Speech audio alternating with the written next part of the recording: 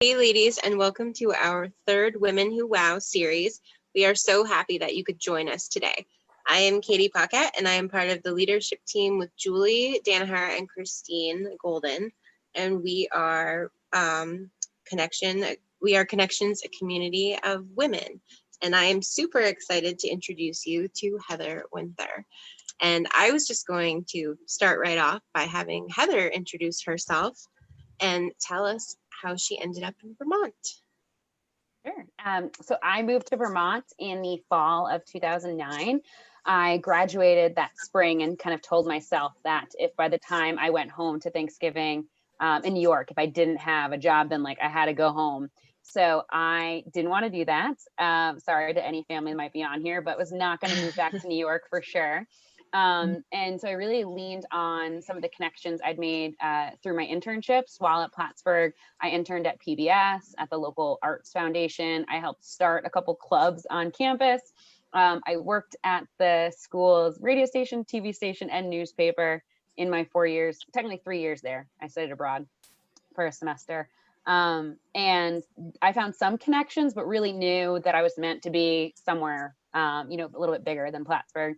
And so I used the alumni network on campus, and I reached out by phone and email to people that either worked in a company or industry I was interested in, lived in a state I was interested in visiting, and just made some connections through there. And fortunately, I got a call back while I was in Colorado for 10 days, having gone to a couple interviews, meeting with people. I got a call back for an internship in Winooski, Vermont.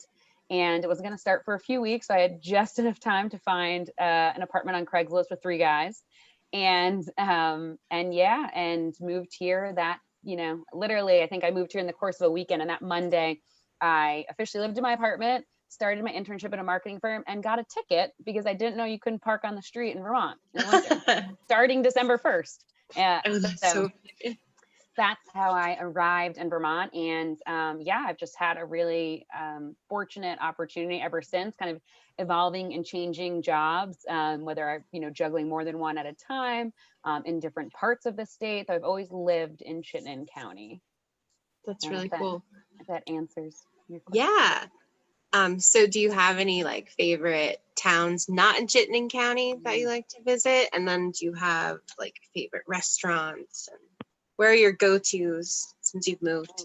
It's tough. I do spend a lot of time for work in Franklin County and have a lot of, people and businesses that I love there. But I think I've been the most kind of wowed with Lamoille County. I love biking on the rail trail.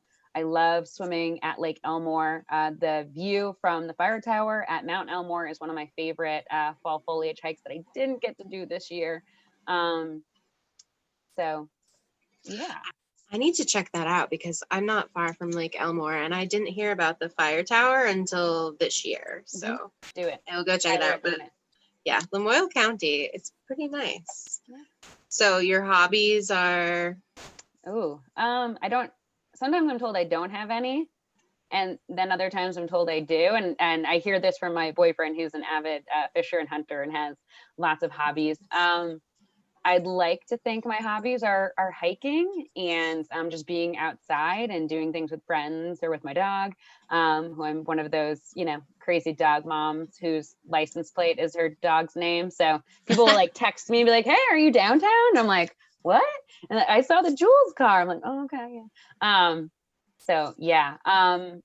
Not particularly. When I was younger, my sister and I used to make jewelry. I'm not the best. I'm not best at baking. I like to cook, but I don't know if I'd call it a hobby. I prefer to eat other people's cooking more. You like to travel? Where did you travel abroad?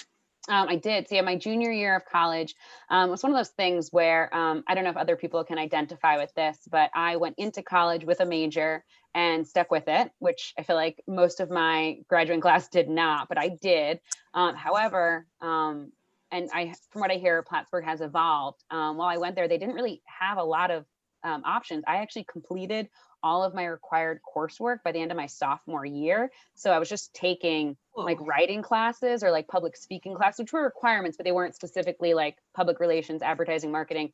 And I don't come from a family that travels much outside of like going to Florida to see the grandparents. And I had some friends who are really, into traveling. And I think I just felt like going to college 7 hours away from home was kind of, a bit of an adventure, but I needed something more. And I really learned a lot about myself. So I did the summer in England, outside of London, called Enfield. And then I did the fall through the winter in the Netherlands, in a town called Arnhem, which is about 40 minutes outside of Amsterdam, where I did most of my business marketing, business ethics, e-commerce type classes.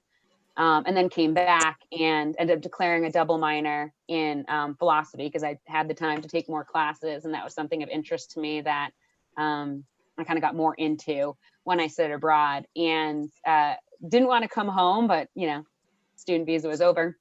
So my sister and I have an older sister, her and I that summer went to Israel on birthright. And so within the course of like 13 months, I was out of the country more than I was in the country, which was pretty amazing. And, then I came to Vermont, and obviously we're so close to Montreal.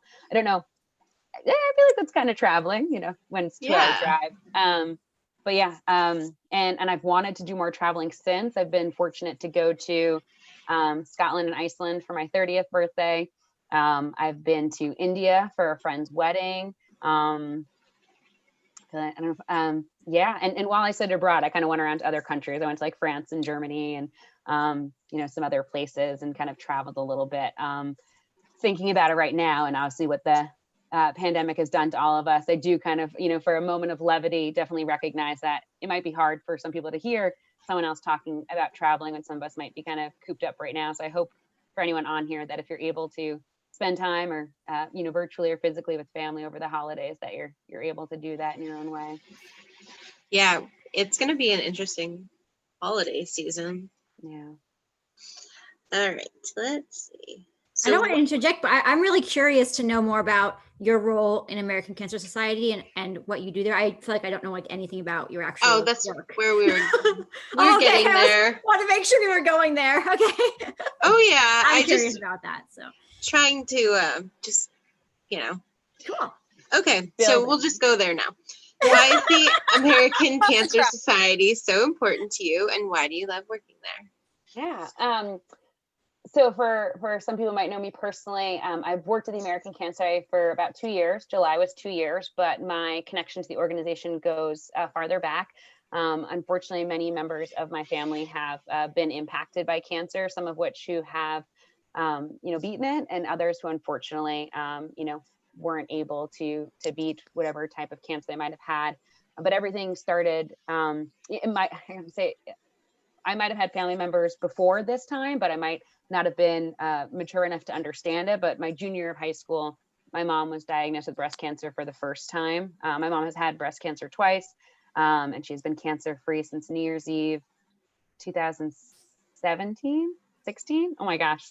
But yeah, she's doing well, which is good. But, that kind of started where her experience with both of them were very different. And so her desire to reach out to other community members who had been impacted by it kind of evolved. But around those two times, we both had experience kind of being involved in different events. So most popularly, American Cancer Society has events in October throughout the country called Making Strides Against Breast Cancer, which often include a walk or a 5K, kind of a shorter format event, but it's where they bring together breast cancer survivors, those who might be battling the disease, and or their friends or family support systems, and local businesses get involved. We have 2 of them here in Vermont, one in northern Vermont, one in southern Vermont.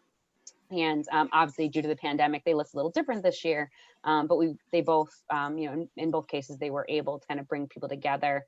Something I thought of beforehand, but I'm even more aware of, is that support system, that when someone's going through something really difficult, you might have doctors and you might have family, but sometimes you've got that kind of conversation of like doctor-patient conversation, or parent-child, child-parent, and there's that kind of power struggle. And so it's something quite magical and unique when you can talk to someone who doesn't know you, doesn't know your history, but you have that thing in common, and that maybe you've both gone through a similar treatment, or you're about to go through something that they've gone through, and that's your only connection, but that brings you together, and you're able to support each other on a different emotional level that, again, other people might not be able to be for you at that level. And so it's really great to have seen an experience from my mom's perspective, the benefits of that. Her support group ladies range like 50 years in age. There's someone in her group right now that's in their 20s, that's a breast cancer survivor. There's someone in her group that's in her 80s, that's a breast cancer survivor. And up until the pandemic, they were getting together almost monthly for different things. And those weren't orchestrated by the American Cancer Society. So in no way does our organization take credit for that, but just as an example that, having it, sometimes being part of a cause, being part of a mission becomes a lifestyle, becomes a second family. And so when I was looking for a professional change a few years ago, I did want to make sure I did something that was near and dear to me, that I could go to sleep and wake up at the end of the day and know that I might be able to have an impact on someone's life. And I'd like to and hope to think that I have had a positive impact and influence on people over the last few years. And also it's really great to be able to be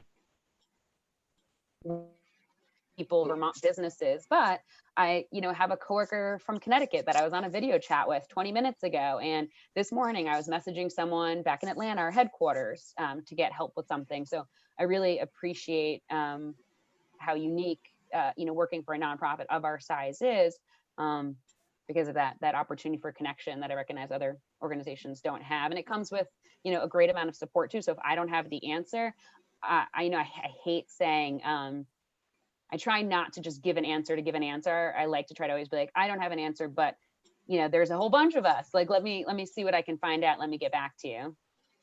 So it's great to actually feel like, not that I wasn't saying that before at other jobs with honesty, but it's great to feel like you're doing something locally with a global impact, because the research that we could do tomorrow could save a life, a year from now. I mean, again, my mom's diagnosis were 10 years apart.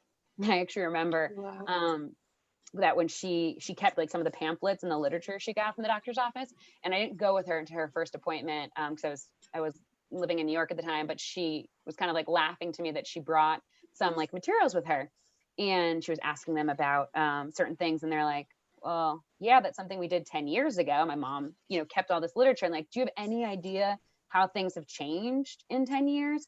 Like, that's not like, we don't, these are so different, again, on a personal note. But it also, does speak to our organization. When my mom was first diagnosed with breast cancer, it was because she had found out that her one biological aunt had been diagnosed a month earlier. And my mom was supposed to get her regular screenings and actually pushed hers up by 6 months, and her breast cancer was detected. So she might not have found out for 6 months had she not found out about her own aunt's diagnosis. And while my aunt did survive breast cancer, she did pass due to lung cancer and some complications around that. But they found my mom's cancer so fast the first time that, she went through a procedure. I think she was in the hospital for like maybe a few days and then out, and, didn't really have a lot to deal with as much treatment then, because they caught it so early. And at the time they said to her, well, if you had a biological family member that was diagnosed, is it possible that like it could be genetic? And they wanted to do a form of genetic testing where they check your BRCA gene. And at the time it was like thousands of dollars. And my mom was just like, well, if I have it and you can get it out of me, get it out of me. Like, what does it matter, if I have that gene or not? And the doctors were like, yeah, technically at this stage, you're right. So they, removed her lymph nodes, and she had a mastectomy at that time. And they didn't do a test. Well, when it came back 10 years later and in the same chest, she was pissed. Not as much scared. And if you guys have ever watched Everybody Loves Raymond, I joke sometimes my mom is like that grandma. She's like crazy, boisterous Jewish lady, but she's much taller.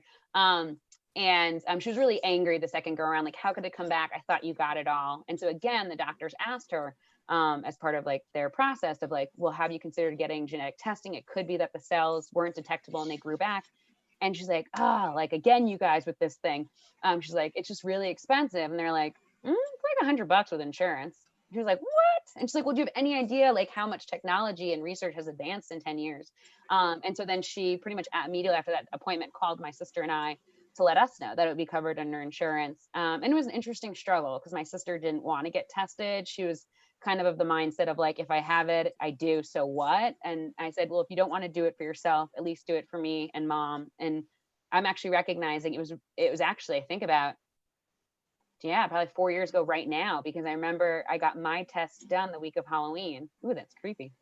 A little bit, but I remember it was the week of Halloween that I got my test and got the results. And it was one of those things like they call you and they're like, "Are you sitting?" I'm like, "Yeah." I was at work at the time, it was the middle of the day. And I found out that both my sister and I were negative. So that's great. It does mean, that we don't, our likeliness is not as high as our mother's. It doesn't necessarily get us off scot-free because it is in our family. So it's something that we just have to personally monitor and watch ourselves. And so that was something I just I had, in my mind. I knew that about me. And then maybe a year and a half ago, I had met this lovely woman named Cindy, who currently resides in Colchester. And she let me know that her and her family have a unique breast cancer story, and she'd like to share it with other people because it's important to advocate, for yourself and, what resources. And so we met at the local Northwest Access TV station up in Franklin County. And before the camera started rolling, I was like, let's just talk. Like, tell me what you want to tell me. It was her mom, and her sister. And then the cameras will roll. And I almost wish the cameras were rolling earlier, because I'm sure my reaction was a little bit of a shock. But I appreciate having some time to think about it. And that their mother had breast cancer when she was in her 30s. And they just talked about how difficult it was for them as really young kids to be able to support their mom while she was going through something so difficult, where research wasn't as advanced back then. Because the daughters are, in their 40s is my guess. Hopefully they're not watching. Anyway, there wasn't as much resources around then. And so they decided, the daughters later, that they would get tested. And within a few weeks of each other, if I'm recalling this correctly, they both had their test done. One came back negative for the gene, one positive for the gene. And actually the sister that came back negative did end up getting diagnosed with breast cancer within the next few months. And so it definitely was a bit of a shock for me. Because again, like I said, I thought I kind of was, I somehow skirted by it. And it just kind of taught me that we need to be aware of our family genetic history if we can be, but also, of our own health, in control of it. So being aware of what ages are recommended to get screened, for yourself, for your family, for your loved ones. You need to be an advocate for yourself. Yeah. Especially too, we realize that in Vermont, of all places too, where we've got a very diverse community, depending on what your gender identity is too, you might not think or realize that at your given age, at your, birth gender, you might need to be screened for something. And I think it's just important to feel comfortable asking, friends or family or doctors or, anybody within the ACS community is very open about their experience, because if they're putting themselves out there, they're obviously there to share it and kind of learn from it, because it could be something that could impact, your future and your health concerns, but also it might come in handy if you're talking to somebody else who needs an ear. Did you have something, Christine? Yeah, I had a question. So I went to my doctor recently, and they're like, "Oh, we don't have to start screening you for that for 10 years or something. You're just not there yet." But I hear about people getting it in their 30s. I mean, people do get breast cancer or other cancers in their 30s. I just wonder why that's the age they start. I don't know if you know that as you're a doctor or anything. Yeah, I'm not a doctor. Definitely we have certain guidelines, and the guidelines, ACS reviews them all the time. It's not something that we say this is the standard and the standard's in place for 25 years. I think a big part of it too is a mix of family genetics and environmental. Definitely where my mom lives in Long Island, there's a lot of people who have breast cancer there. Some people say it's in the water. I don't know, but there's a high amount of breast cancer in that area. So I think it's a lot of different factors. At the end of the day, if you feel for yourself, you want the peace of mind to get tested earlier, then do it. I literally met someone once who is not a clairvoyant, but she felt some pain in her chest, and she was not due for an exam for several years, but she felt some pain, and she didn't know if it was, again, lymph nodes or muscle, and she went in to get tested, and they found out that she had breast cancer. And but again, we don't want people to become a hypochondriac and worry about things. But at the same time, if you're concerned and you can identify what the concern or the pressure point or this is, call a healthcare professional, express what your concerns are. And, that's the way you can call American Cancer Society too. We have a 24/7 helpline, and I say 24/7, holidays, all of that.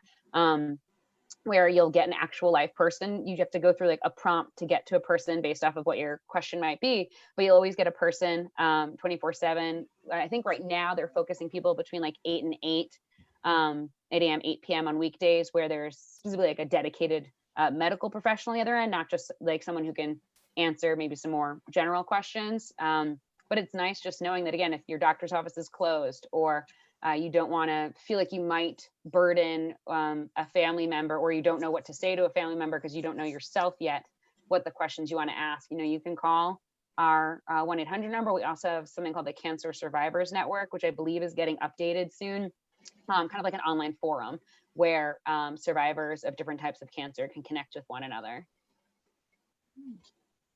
I have a quick question. Do you have to have some kind of referral in order to get the genetic testing? Because I'm adopted, so I only know like one side of my family, really. I'm not aware. I don't think so. I do believe I know I was asked when I went to get my testing in if I had, biological family members that have had breast cancer. And it wasn't just my mother. Like, I had to disclose anybody I knew biological. So my mom's aunt, we didn't know anybody farther back that had it. But they didn't just stop with like, one. Like my mother, they did ask farther back. So I wonder if they did. But I guess regardless, because there could be people out there who have found out that they've had a certain type of cancer, and whether or not they knew their family history or not, it doesn't change whether or not I would guess no. I apologize. I guess that threw me off for a sec. Sorry, I just thought of it too, because I feel like in that growing case, up, going to the doctors, they were like, "Oh, tell us your family history," and back then I didn't know my birth mom even, so I was like, I don't know. Like, I really don't know. So just, I was just wondering, because I didn't know, like, I know I have had a cousin, not biological, but on my not biological mother's side, and her mother died of breast cancer. And so she is able to get the test, but I don't think she has gotten it because I think she's afraid of it. But so I was just wondering, but it's something I want to look into just for clarity, peace of mind. Yeah, I guess I believe you can go to a doctor and ask for a genetic makeup where they would, check your, blood and samples to just find out, like, if you have high cholesterol or this or that it could potentially, like, hey, like, watch this, monitor it. And that, at, the recommended ages, which I'm happy to share later in the chat, we have kind of a chart that says, like, based off your identified gender and age, what types of cancer we recommend you get tested for. I think the latest version I have is from the last few months.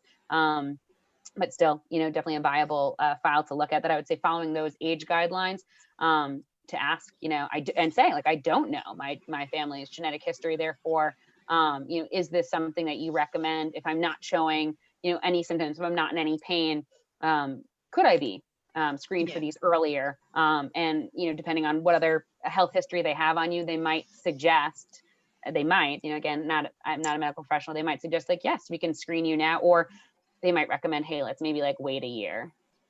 Okay. Yeah, I was just curious. I have an awesome PA, and I'm sure I can talk to her about it, but okay. Excuse me, sorry. So we'll move along. Does anyone else have questions on that? Okay. So we'll go to the question. Where do you have any goals for 2021, or where do you see yourself in 5 years? Oh, sorry. We talked about this yesterday. I'm like, I hate that question. Oh yeah. That's okay. Or we can skip it. No. I think, again, just to put it out there, like, I, for the most part, am one of those like rosy sunglasses. Like, I try to see the best in people. I try to be positive about things, but we're also, like, right now in a pandemic. I hate working from home. My boss knows it. My coworkers know it. I make sure that I go on walks with the dog daily. I make sure I go on hikes on the weekend. But I don't, like, I last night said yes to a new temporary rental situation because I've got to move out of the place where I'm currently living.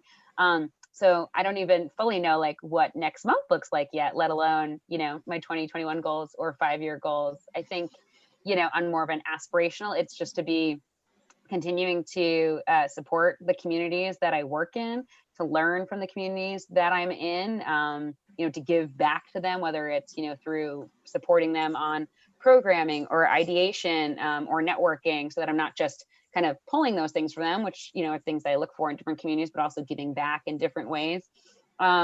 Hopefully taking better care of my health. I feel like I've always struggled with that. A few minutes before we got on camera, I totally was eating some gummy bears. Like, I love the ones from Cheese Traders. I don't know what to tell you, they're great. To be honest too, I don't know that, like, I've never had that moment of like, this is it. Like, this is what I'm going to do the rest of my life. Or even, as much as I love Vermont and I've been here for a few years, I've never really had that moment where I'm like, I'm staying in Vermont the rest of my life. I do love it. I don't plan on leaving anytime soon. And I think part of that is I'm a very adaptable person. I can also be very indecisive, but maybe it's also that I just haven't experienced that, moment yet, but it's going to happen. And so kind of an invitation out to anybody else is that if you feel like you've had that moment where you felt like, I love Vermont, I'm going to stay here for the rest of my life, or I love my profession, this is my life. I'd love to hear from you because that's definitely something I hope for myself one day. I love what I do and I can't wait to see like where it goes. But like you, I mean, we're going to be moving at some point and I have no idea what a month from now looks like either. So I can completely relate. I live basically in like two places. So I'm like back and forth and it's very, very challenging. A lot of people don't really know just how challenging it is. And it's tiring, but I absolutely love it here and I hope to stay in Vermont. I think this is where I want to be, but you never know. I'm here at least until my parents pass because I already left once and I was away for almost 6 years and I was miserable and I had like no support system and no friends and crazy ex-husband and so, more than one? Just that one. Okay. But I mean, I've grown so much as a person and it's been a really slow journey, but that's okay. And like this group and, it's just been wonderful.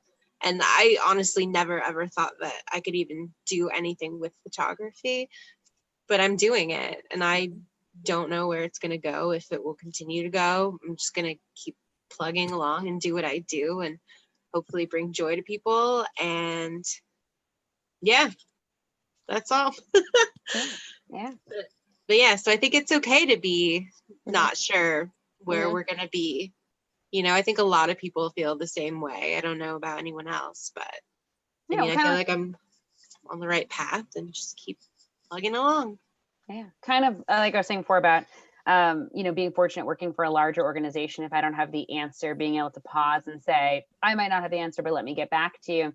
I remember, 3 or 4 years ago, I spoke at my college, alumni event. So I was the president of Lambda Pi Eta, which is our Communication Studies Honor Society, my senior year. And it's like a couple years after I graduated, they wanted me to speak at that year's induction ceremony. And I'm thinking like, I'm only 5-6 years out of college. Like, they don't want to hear from me. They want to hear from someone who works at Times Square or something. Like, no, actually they'd probably love to hear from someone who is only a few years out. So it's really interesting and very humbling to talk to the students. And I think one of the big things I kind of led with sharing with them is just to say, like, if you don't know the answer to something, be curious, say, I don't know, but let me find an answer, or, be aware of like who you can ask for help, but also like, look inward as well, try to find the answer yourself, do some self-reflection, some brainstorming, take some inventory of the skills and the ideas you already have before jumping to ask someone. But work to find an answer. And if you don't feel like the answer is good enough, tell someone, because I've looked at an employer in the eyes and said more than once, I'm not getting the resources and the tools I need to be successful here. This is what I need. Can you help provide me and guide me to like the next level? And just kind of, either got kind of empty responses or was told like, no, I just don't have the time or the energy or the resources to provide right now. And I think you just have to respect yourself and your time and your own passion to see yourself personally and professionally grow to move on. Mm-hmm. Definitely. Yeah. Okay. So now I can ask, what is something that no one knows about you? Oh. And I'm going to throw this back. I'd love to, if there's anybody else on here that's got one of those, I'd love to hear it.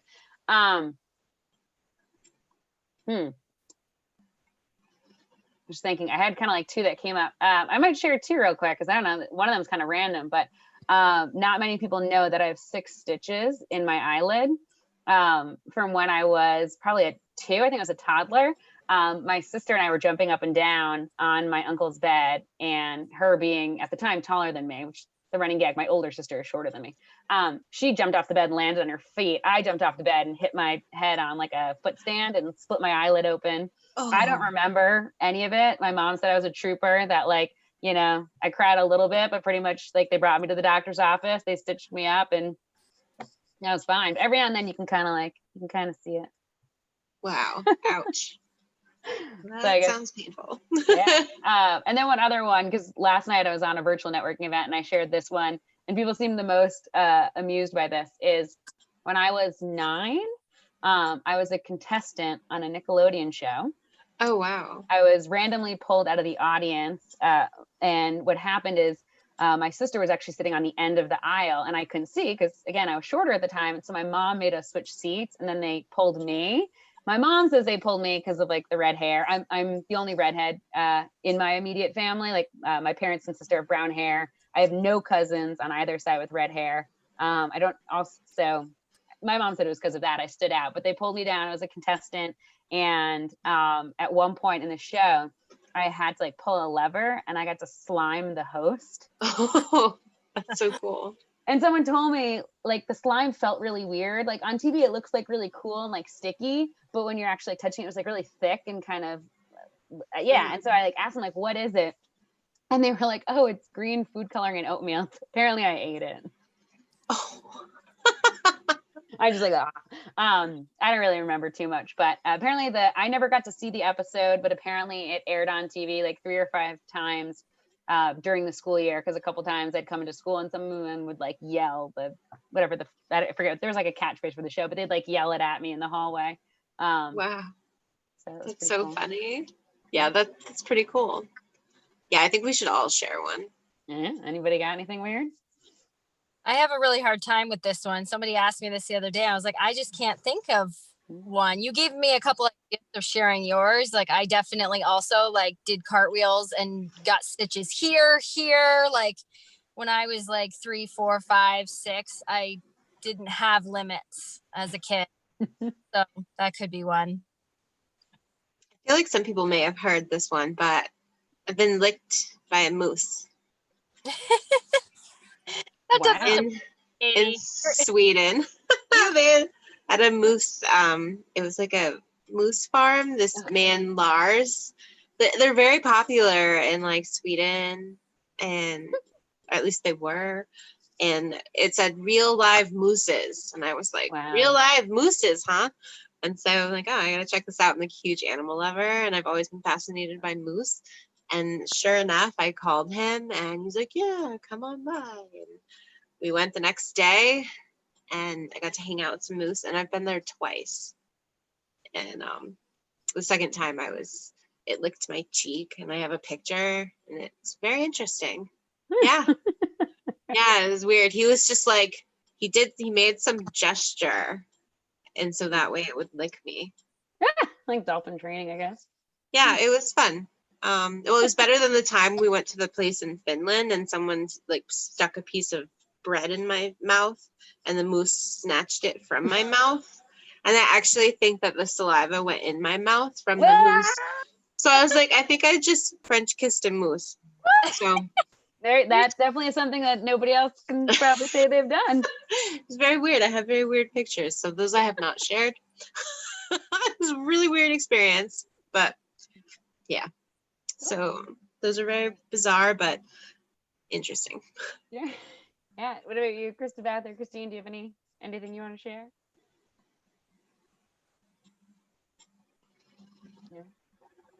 Mr. Beth? I can't think of anything. I'm I'm like, so really, I can't. boring. I was like, I don't even.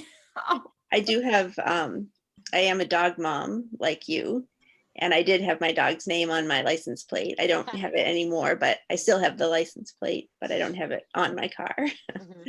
But I have 2 German Shepherds. And I'd love to hear more about your dog. Oh, sure. Yeah. I've been very fortunate where a lot of jobs have let me have her. So part of the reason why I think I'm the dog mom is, and I've just been fortunate I've been able to have her. Actually, one of my first like marketing firm. Well, yeah. I had the internship at a marketing firm. That's why I moved to Vermont.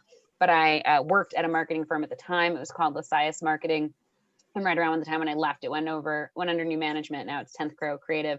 But a lot of my coworkers there had dogs. One of them that I was told like he wasn't allowed to have treats unless they were like specific treats from my coworker. So when he wasn't looking, I'd take some of them and keep my desk just so like I could get his dog to come and lay by me because I loved him. And I think just, I was always one of those people that I'd walk around in Church Street and I'd see other people's dogs and would ask like, hey, can I pet and whatnot. And then finally, I think I just was ready for my own. So we actually fostered and then ended up adopting Jules. So she was Juliet. She was owner surrender. She's never a stray, but she had come up from a kill shelter in South Carolina. And yeah, I mean, definitely a lot of my friends are like, a lot of my friends have dogs as well, but they're the kind that, they'll walk them in the morning and they leave them home and they do their errands. But like, if I can, like I bring her everywhere with me and people are like, it's very apparent that I'm a dog mom. I'm fortunate. She's very well behaved, very calm. Are you in here? No, she's not. She must be. There's a dog bed like behind. Most of the time she's in here, but yeah. So yeah. I mean, it's just such a support system too. I never really had a dog growing up. We technically had one for 2 months, but for like part of that time we had her. We traveled. And I really wanted a dog, but I wanted like, no offense to other people, but like to me, it's not a dog unless it's 40 pounds. It's just an oversized cat. And we had cat. No, I disagree. Bulldogs are my favorite dog, and so we had cats growing up. My mom's a cat person, but for a little while we got a Yorkshire Terrier. My grandmother got one too, so we got like the sister of her dog. And I was like 5 or something at the time, like barely old enough to really be responsible, and like really wanted a dog, so we were excited to have one. And then we went away for like a week, and of all the things, it ate all of my Barbie's hands.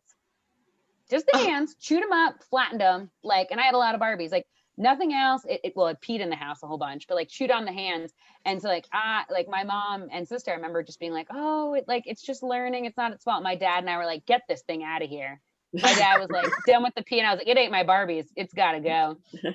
So after like a month or 2, unfortunately, we gave it back. But yeah, we've always had cats growing up. So I always wanted a dog.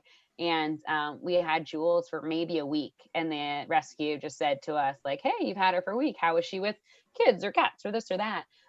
We've got to collect all that information and create her bio, and then someone will want to adopt her. And we just were like, no, nobody can have her. She's ours. That's great. But I've been fortunate, I've had coworkers and bosses who equally love her and spoil her. I think one year for my birthday, 2 bosses ago, I got a card for me and then a dog toy for her. And it's fine. Makes me happy too. So that's okay. It's one, like, my boyfriend's mom for, even though it's months away, she's like, what do you want for Christmas? I was like, Jules needs a new winter coat. So cute. There are babies. Yeah. And that's going to make. My mother asked me to make an Amazon wish list for my dogs so she could buy their Christmas presents. There you go. I need to make a wish list for my little bunny. There you go. And they're accountability partners too. Like, again, with not only a pandemic, but everybody's different work schedules. Sometimes it's hard to kind of find friends that you can do things with. It's nice to kind of a furry companion to do that kind of stuff with. Yeah. She's also like, well, this goes into another question. Like, how do you relieve stress? Oh, maybe I knew that was happening. So hiking is definitely one. I'm one of those kind of fanatical people too, that like, if I'm in the mindset that I want to go for a hike, not a walk, I'm kind of focused on that, which just on my friend's chagrin, where they're like, oh yeah, I'll totally go for like a 1 mile walk. I'm like, nah, 5 to 7 miles. We're leaving at 10 tomorrow morning. You coming or not? So I try to also, for me, because I know that it's hard sometimes to really stick to some of those, just with everything everyone's got going on. But yeah, just, trying to walk the dog, trying to hike when I can. And then, when traveling other places too, I mean, you can obviously walk around a city or a town, but, hiking when you're somewhere, I think is really important. I was fortunate where, when I went to Scotland and Iceland, I was able to do hikes in each of those countries. When I went to India, I don't know if I'd call it a hike, but definitely went, to some specific destinations that would kind of give me a view. I feel like it's so humbling to be, on top of something, kind of look down at the world below you. And also I think there's a lot of pride in that. Like, my body got me up here. My legs are tired. My joints might be sore. I'm sweating. My hair looks awful. But I did it. And especially when you do it with a friend too, and depending on what your pace is, I've been that friend at the front of the group. I've been that friend at the back of the group. And then I think it's all, that phrase, it's all about, the destination, or you'll also hear the phrase, oh, it's all about the journey. Each hike is different. I feel like I learned so much from each, take away a lot from each. And it's always fun too, to kind of meet a new person from the area who says like, hey, like, I just moved here. I want to do something with my kids or with my dog or with an elderly family member where I've only got an hour. Where do you recommend? In addition to using the All Trails app, not trying to do a marketing plug here, but I do use that a lot. I feel like I've kind of collected a lot of information in my mind about what I want to do, what kind of hikes I want to. And so there's something about that, because I have kind of a calculated mind when it comes to what I do, for work and for recreational, that it's nice when you can find that thing that like fits that mold. Like, hey, I've got 3 hours, I'm going to fit in a hike. Whereas I've got friends like, hey, that's like 2 or 4 episodes of a TV show on Netflix. And it's like, well, I'm going to choose the hike. But, Yeah, that's awesome. Yeah, I was gonna say my bunny, she's kind of like a therapy bun now. Like, that happened over COVID. So that's why I'm always like dropping and trying not to do it. Well, she just hopped away. But for a while I noticed I was like sinking. I'm like, not gonna do that. I can't help it. So we're coming to the end. But the last question I have is, what is the scariest thing you've ever done?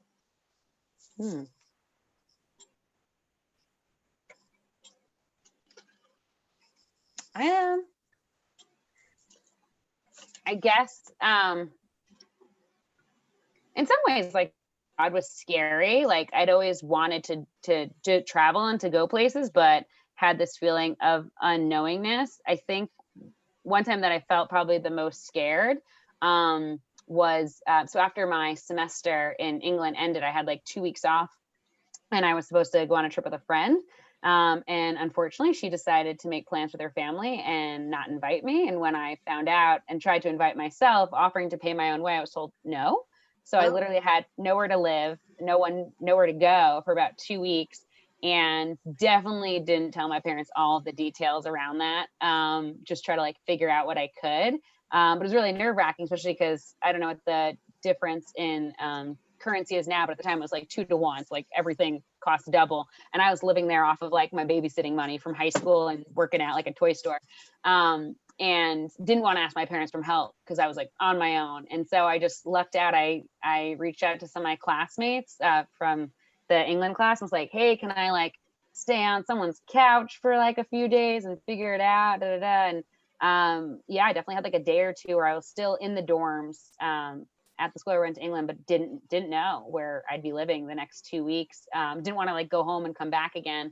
And so lucked out. One of my friends who lived like right outside of London, who was like a bartender, was like, you can come live in my tiny apartment where like me and my 5 roommates live. And so he actually like packed up his room. He moved into like the living room. He let me have his bedroom to have some privacy. And that was like on a Friday or Saturday. And then on Sunday, he was like, hey, so like, it's been great having you here, but like, I totally forgot. I've got some like friends from the Czech Republic, which is where he's from, that are coming to like on Monday, and they're going to be here for like a week. So like, you can't be here too. And so again, I was just like, didn't know where to go, didn't know what to do. And fortunately, one of my other classmates just was like, hey, I'm, vacationing right now before school starts.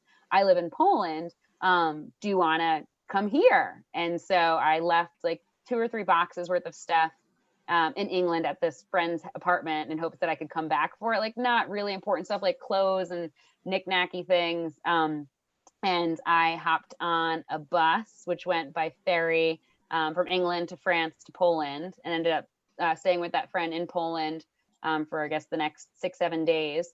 And everything was going really well, and had a great time, and was so fortunate that she took me in. And that until I had a plan, I didn't tell my parents. I was like, hey, I'm going to Poland. I'm living with my friend and her mom for a couple days. That all went really well. I think I'm very appreciative of having that kind of like scary opportunity, because yeah, I feel like I learned a lot about, myself and my kind of determination and resiliency, but also, yeah, it's kind of scary, but it all worked out. Yeah, definitely makes you stronger and more confident. So it's awesome. Yeah. So that is everything that I had. Yeah. So if anyone has any questions. A question I was thinking about as I've gotten to know Heather over the last year or so, we've asked her to be part of different events and participate, and she's just always very willing. And I love how you're so present in your career and so genuine. And I'm just wondering, where do you think that all comes from? Like who you are and why you're interested in giving back? Like, where does that come from? To quote BNI, though I'm not a member, but I've been a visitor, giver's gain, I guess. Like, I just feel like I've benefited so much from, what others have given to me. When I first moved to Vermont, I mentioned I moved here for a marketing internship. It wasn't paid. And it wasn't for credit because I'd already graduated. So I had to, work some jobs to also be able to do the internship so I could get my foot in the door. And so I started out by volunteering for a lot of events. One also was a free way to get to do a lot of stuff. And I was kind of a broke college student. But from there, it kind of evolved where, I volunteered for the Vermont Brewers Fest for 7 years. And then for 2 or 3, I think after that, then I was like the paid volunteer coordinator. And then when the Stowe Brewers Festival started up and the organizers of that were looking for someone to kind of help them, manage the event, social media stuff, I was referred to them by somebody. So I helped them out their first year. And then when Oktoberfest started on the waterfront, same thing. I was referred to the gentleman who runs that event. So every year with that, I think this year would have been the 4th year.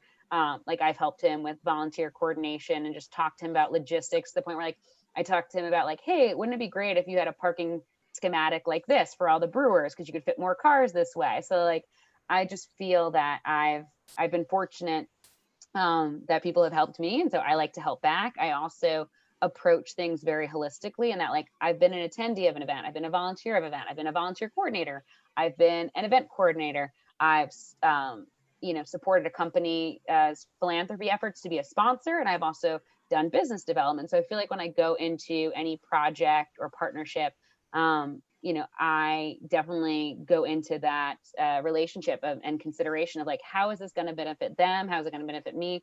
How is it going to benefit the end user? And I think part of that is just by, being very collaborative, by sharing what that process is, the reason for that process, why I think there's benefit and value to it. And I've seen, the benefit and I've experienced the value of it. So yeah, I hope that answers your question.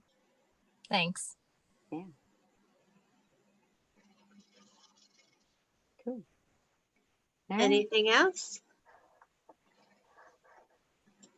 We appreciate your time. Where's that coming from? Yeah, definitely. And if anybody wants to connect after, you can find me on LinkedIn. I have 2 different Facebook accounts, just so you know, Heather Winther and Heather Winther ACS, because between the 2 accounts, I manage a lot of different business pages, so it's just easier to have 2. But if anybody wants to connect afterwards for a one-on-one, or if you go on LinkedIn and you see that I'm your connection to that other person, I might know a thing or 2 about them that I can share, and happy to do so. And then again, just reciprocity, would love it. Same thing. If I were to reach out to anyone in this group and you might know someone by 1 degree of separation, I'd love to benefit. And I think that's what's great about groups like this is we're all connected in one way or not, whether again by gender, by age, by where we live. But I think by continuing to invest in time and participating in events like this, you know, being a future speaker, being a future attendee, we're kind of just helping to grow and nurture, this community of connections. Well said. Awesome. Yeah, I was just gonna say that was awesome. Okay. Perfect. Thank you so much, Yeah. Heather.